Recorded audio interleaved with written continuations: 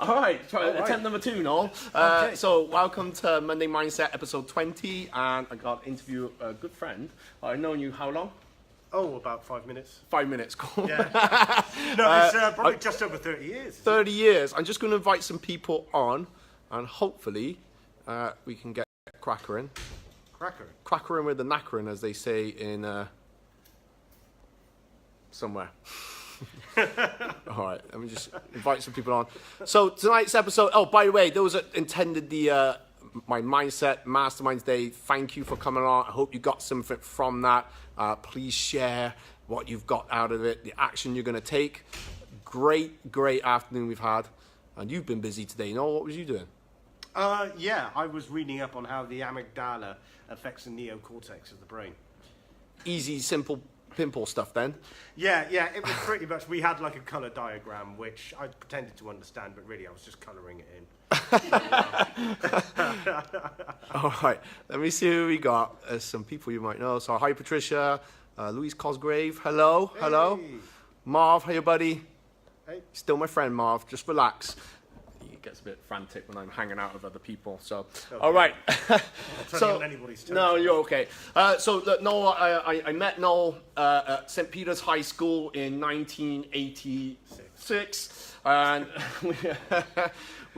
I don't think we hung out straight away. Just a slow thing. We knew we were friends of friends, really. Friends of friends, and then we became very good friends, and we hung out all the time. We went on holidays. Yes. Come stayed at my house. The whole rites of passage thing. Yeah, that's right. I don't think we had a Stand By Me moment. Thank God, though. That could have been awkward. We did. We did? Remember the old British Telecom building? Yeah, we won't talk about that one, okay. We got up to all sorts of mischief. Whatever that thing was. Good mischief, though. Yeah, it was dead. That thing hanging off the... I remember that. Yeah, okay. Yeah. All right. These guys don't know what we're talking about. Noel's kindly come in today to do a real, special interview, okay, and to talk about... we've named it Addiction and Me, based on Noel's experiences. And obviously, we've got to be really careful about what we talk about. And please drop in hashtag Mindset Explosion, and please share this video, because the point of it is maybe someone that's gone through similar experiences to what Noel has will see that, and just sometimes those things, they give a little bit of hope. All right, and even if you haven't, still watch this through, because it's a mindset explosion. So it's you're quite into mindfulness now. I am indeed, yeah. And so there's going to be something that you guys are definitely going to get from that. All right.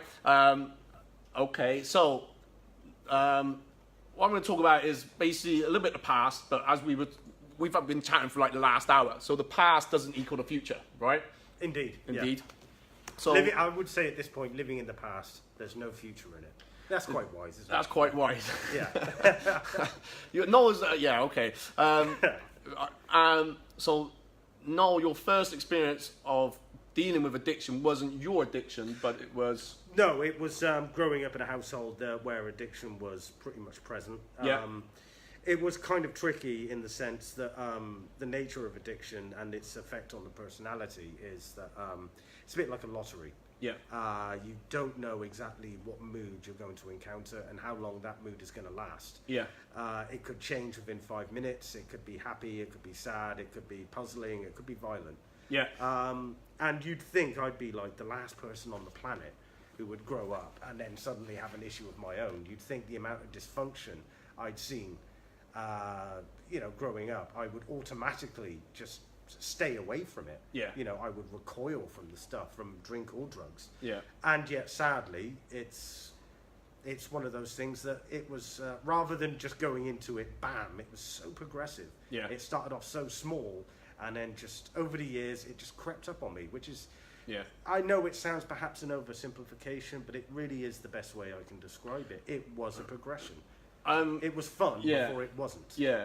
But because obviously we were really, really close. And even then, like, we didn't know about, the things that were going on at home, because, you pretty much kept it to, you kept that to yourself. There was that stigma as well. And I think your brother told me. Yeah. And then it was like, how do I even, because he said, don't tell Noel that I told you. And I didn't, we were young. Yeah. And it was like, well, I want to like relieve you of that thing on your shoulders, but how are you going to react? Yeah. And we we can always say kind of how can we go back and. To answer that quite briefly, it's I didn't want to be defined by it. No, I didn't. No. I didn't want to be known predominantly as the guy who's shouldering, this murky alcoholic family secret. Yeah, you know, and I think a lot of people, rather than just the addict, but the families or friends, anybody in the social circle, anybody who's close to the suffering addict, has that kind of stigma as well, in that they probably want to talk about it. And they want to talk about it openly. But they struggle because they can't, because there is this stigma, this social stigma around it. It's something that people do sweep under the carpet. I remember when I in the end, I decided to say about it. And I remember you saying, I can't remember the exact conversation, but it was like, that's a relief. In a way. That it's out there. Yeah, it's out, and now So that was one side of the thing. And so if you had some advice now that maybe someone that's watching this and they they're having issues with maybe someone they know, and like they've kept it in. What is there advice that you can give for that? There are many outlets nowadays. Certainly, from when I was a kid, there wasn't that many at all. To be fair. I mean, we can moan about the digital age, but one of the good things is there is access, there is support out there. And these can take a number of forms.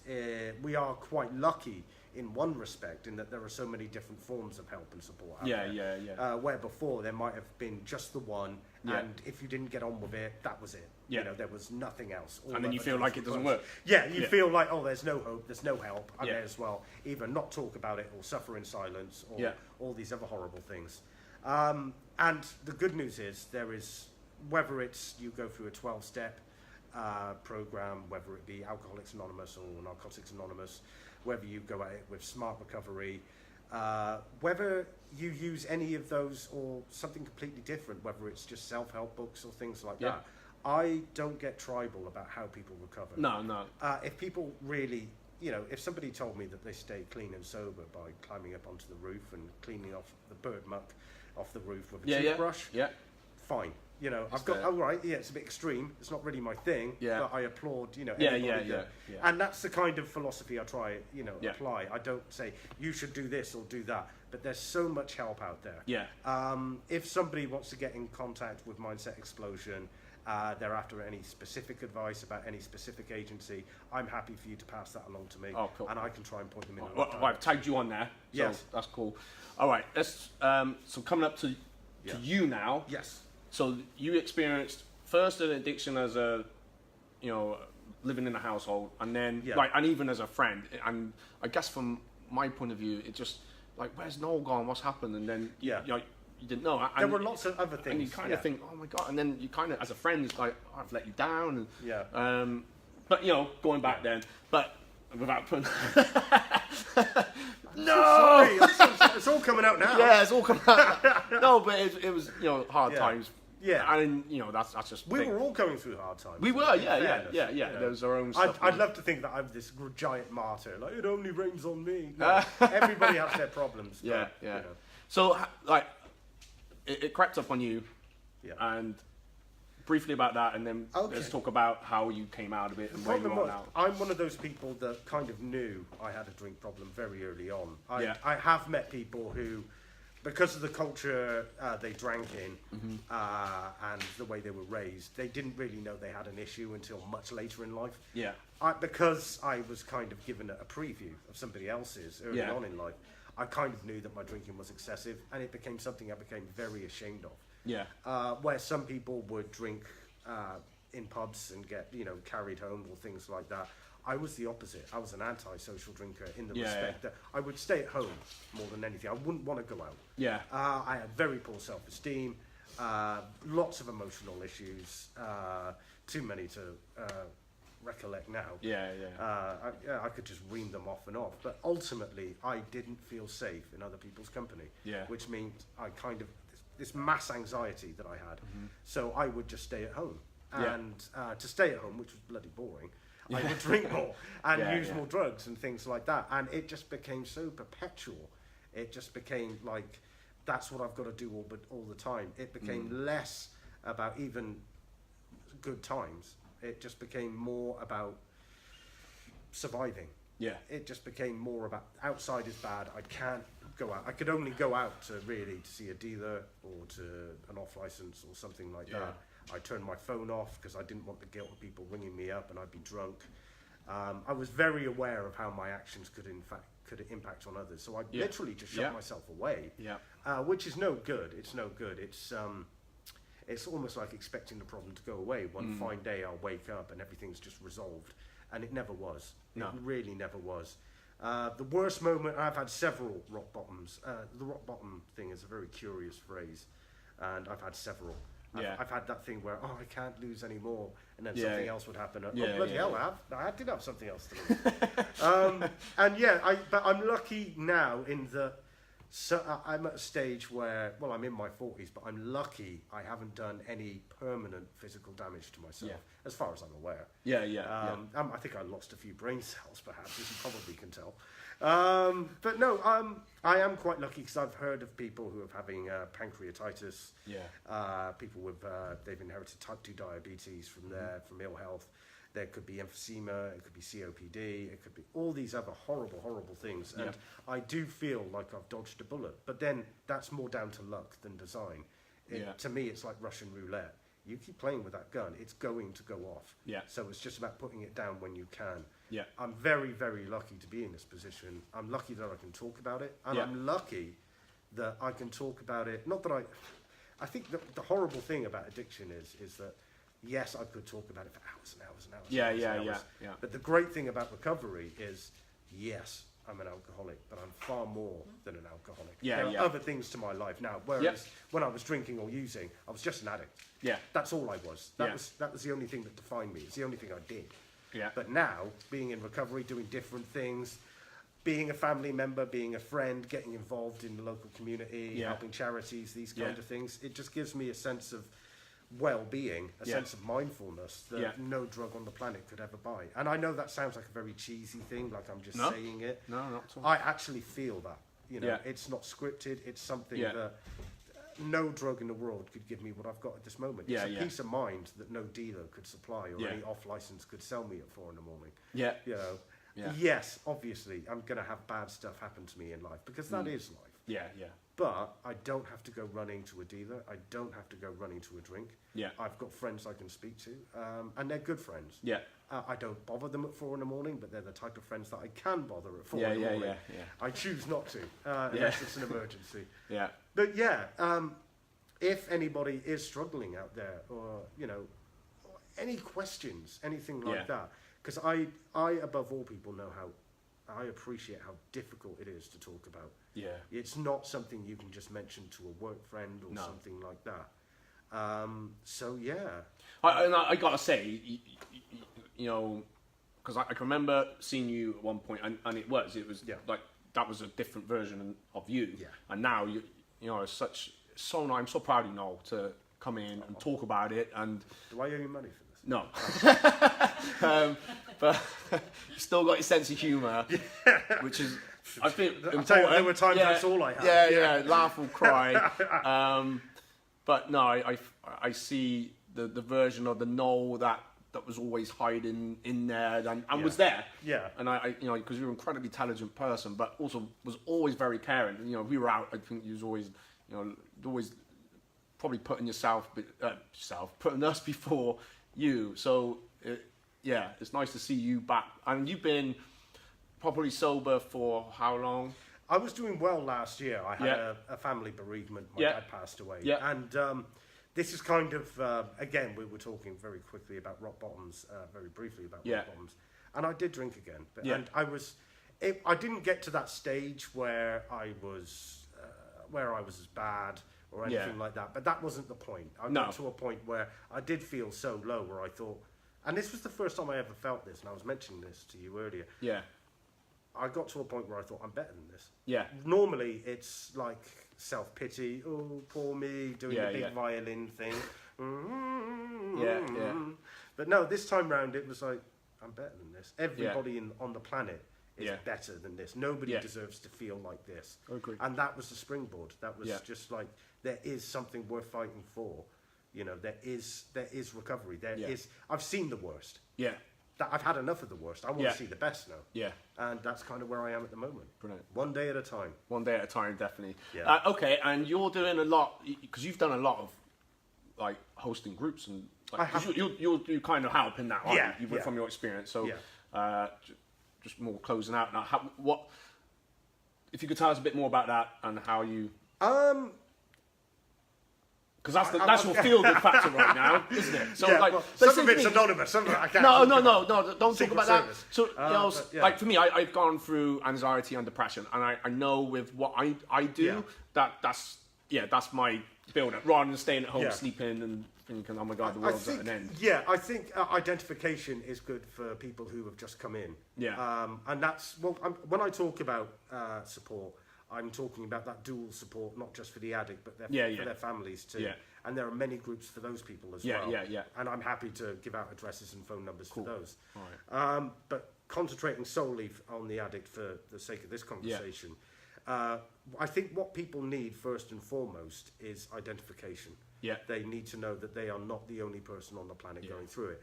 And whether it's addiction or anxiety or low mental health, there is that feeling that you are on your own. Yeah. There is that kind of social isolation, whether it's true or not. Yeah. You know, have you ever heard of that expression where you could be in a hall with like 90 other people and still feel like the loneliest person on the definitely. planet? I've been that one many times. You never know. It could be that all 90 of those people are feeling that same thing at the same time. You never know. You just don't know what's inside a person's head. No. And this is the problem with the alcoholic. This is the problem with the addict. And a lot of people with bad mental health see themselves as separate. They see as like there's this ineffable thing that they can't talk about. And when newcomers come in, the very first thing we do is we share our own experiences.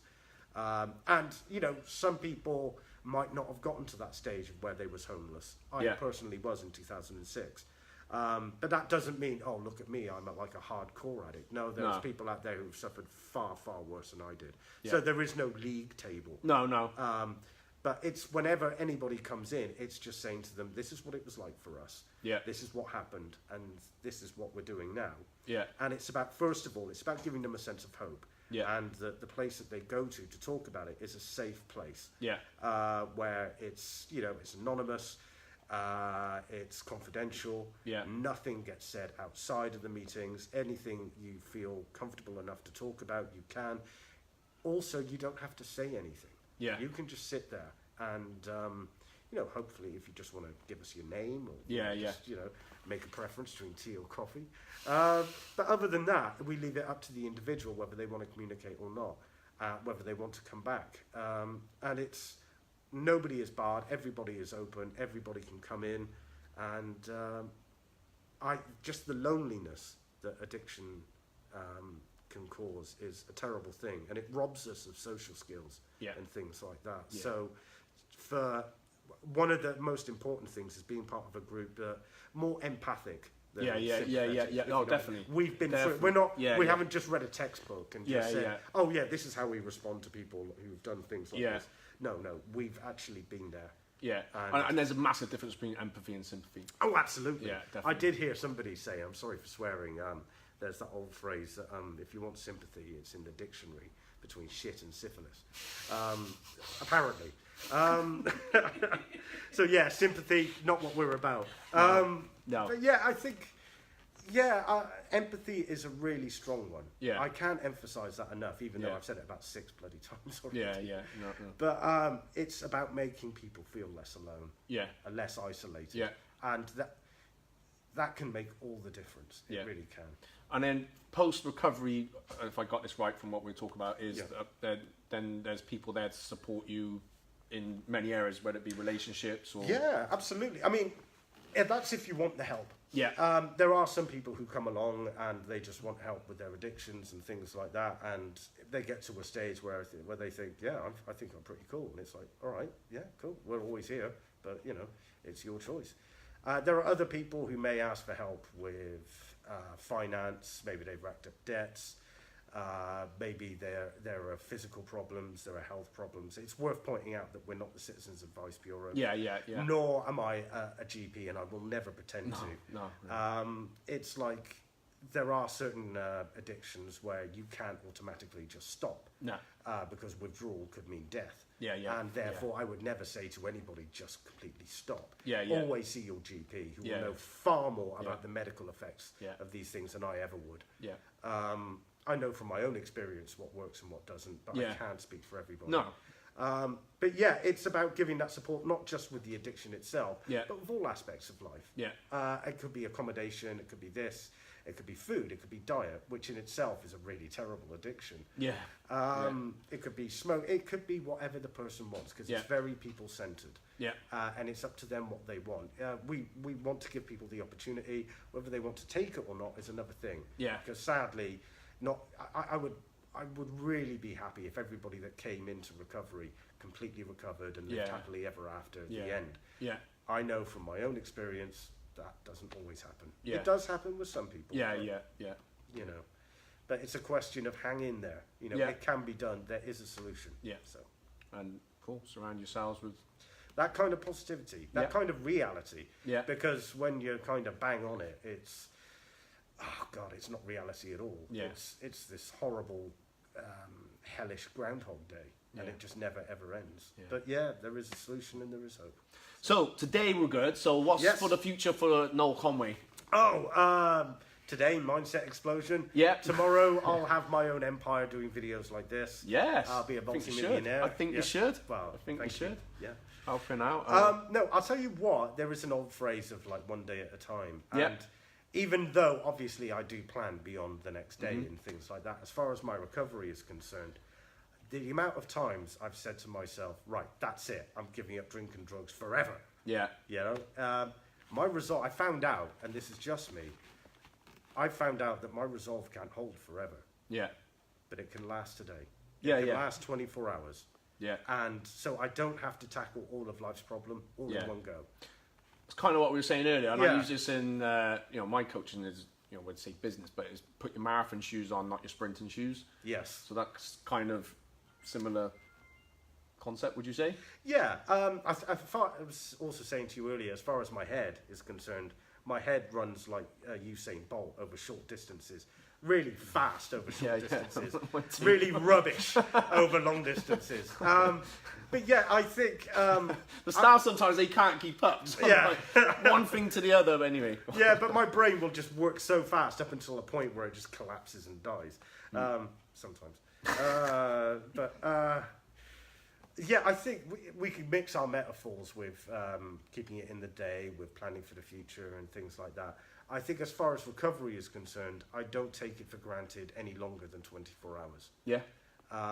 But as far as other things are concerned, like training, education, physical health, mental health and things like that, these are things that can certainly have long-term benefits and give long-term opportunities as well. Yeah. So, my recovery, only 24 hours long, but everything else is all in the pipeline. Good. All right. Listen, Noel, I really appreciate you coming out. I am real proud of you, buddy. It's always good to catch up and see you and see how well you're doing. So please share the video, and if you've got any questions, feel free to, is that okay? Drop your PM? Yes, by all means.